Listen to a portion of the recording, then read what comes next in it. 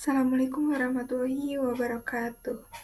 Pada video kali ini, kami kelompok 2 ingin menyampaikan tentang metodologi ekonomi Islam.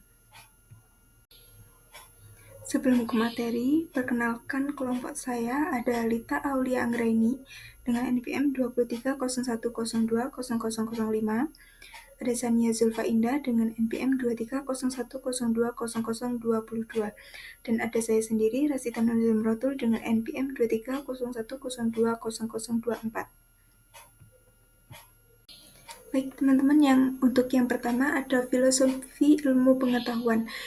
Yang pertama adalah ilmu. Ilmu adalah usaha manusia yang rasional, empiris, sistematis, objektif, verifikatif, dan terbuka untuk dikoreksi. Mempelajari suatu objek dengan metode tertentu agar diperoleh pengetahuan yang teruji dan bermanfaat. Yang kedua ada pengetahuan, adalah hasil proses penginderaan manusia terhadap suatu objek, tidak terlalu sistematis, objektif, atau universal, serta dipengaruhi lingkungan budaya dan informasi.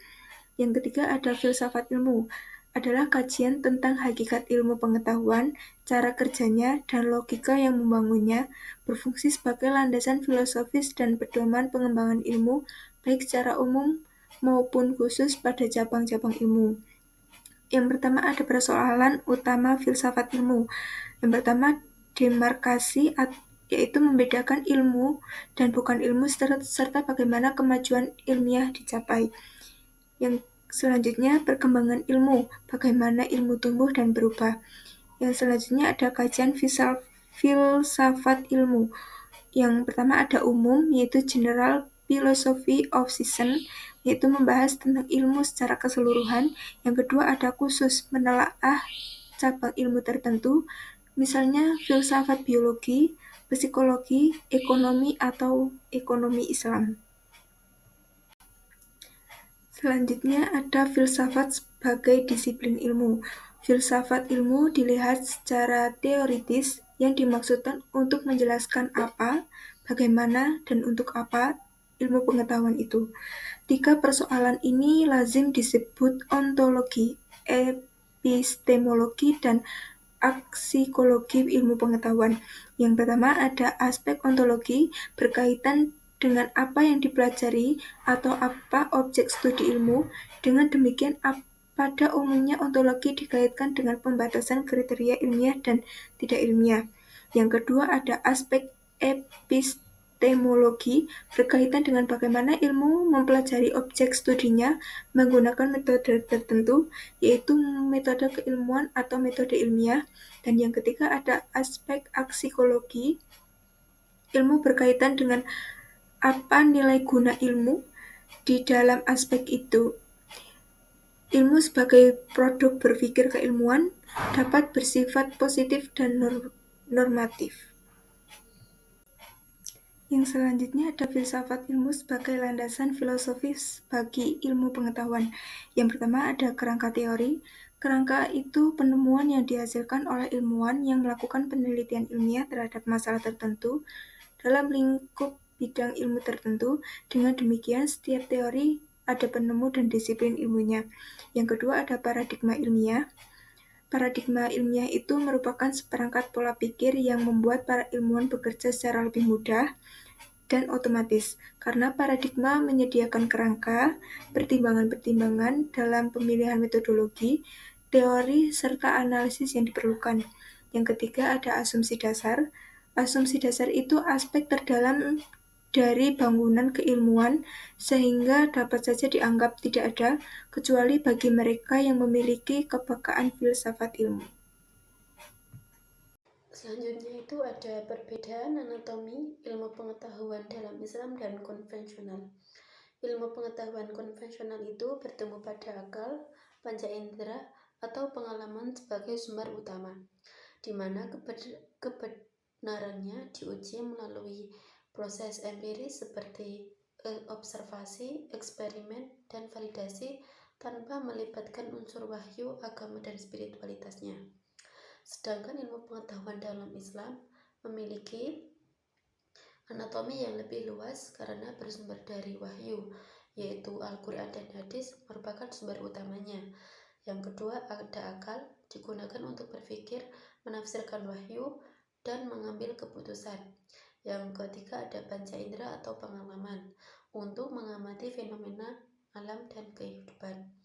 Yang keempat, ada spiritualitas, berupa petunjuk Allah Subhanahu wa Ta'ala melalui tasawuf. Jadi perbedaannya terletak pada dasar epistemologinya. Konvensional itu bertumbuh pada rasio dan pengalaman semata, sedangkan Islam itu bertumbuh pada rasio, pengalaman.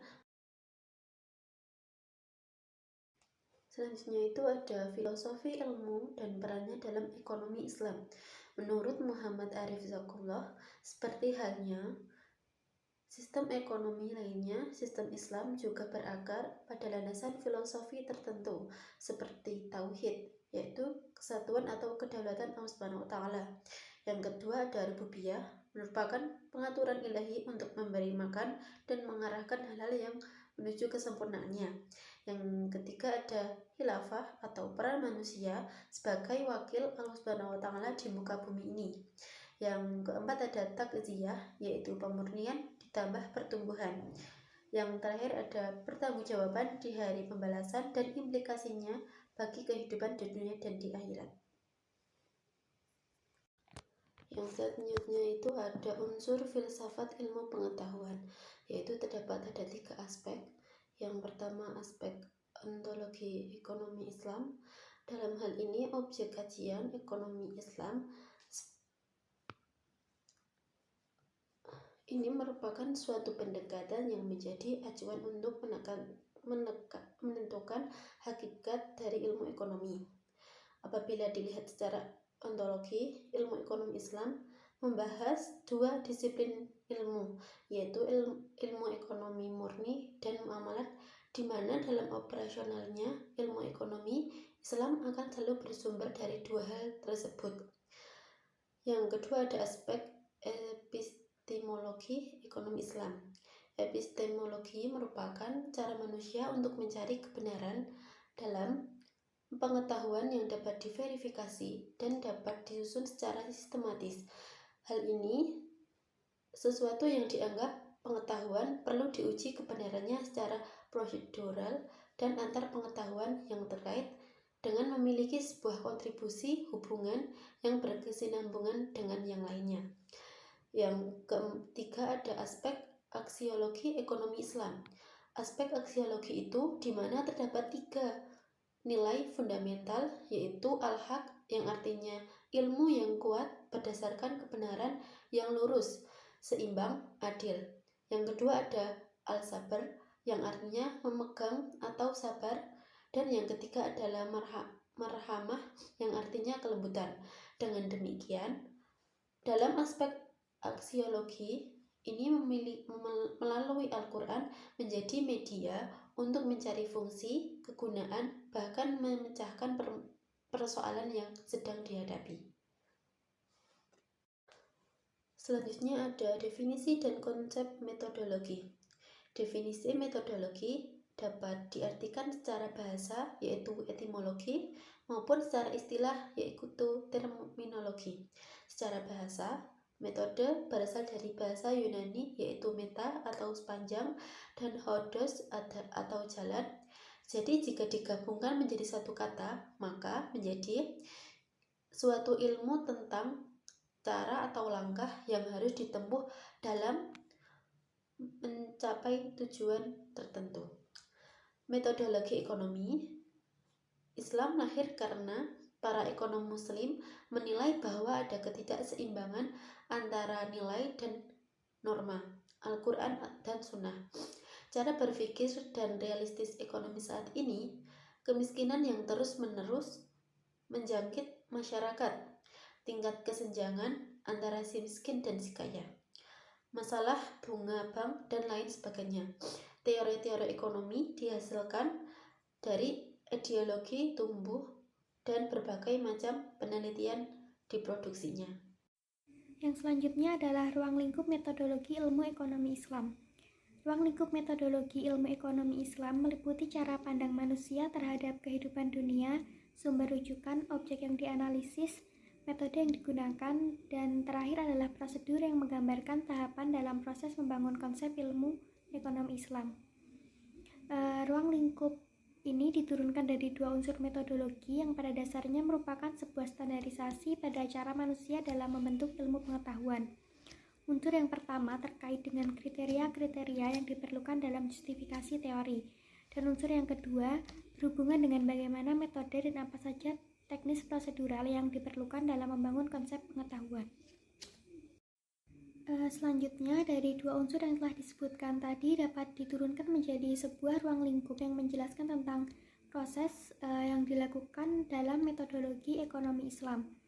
Metode tersebut meliputi yang pertama ada cara pandang manusia terhadap kehidupan dunia, yaitu pandangan dunia atau pandangan hidup berperan sangat penting dengan segala dampaknya dalam sistem masyarakat tertentu. Yang kedua ada sumber rujukan. Sumber rujukan merupakan sesuatu yang digunakan untuk memperkuat dan menyokong suatu informasi dengan tegas. Yang ketiga ada objek.